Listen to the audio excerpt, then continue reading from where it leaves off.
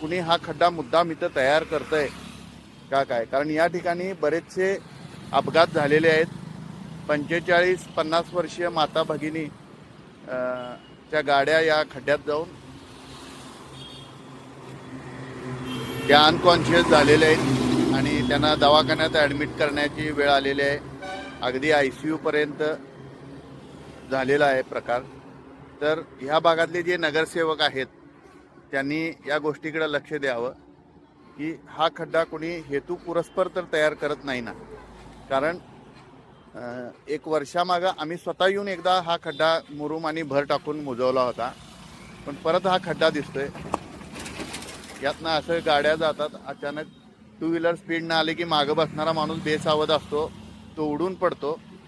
तरी याबाबत लक्ष द्यावं आणि लवकरात लवकर या खड्ड्याचा निर्णय करून शास्त्रीय पद्धतीने मुजवण्यात यावा.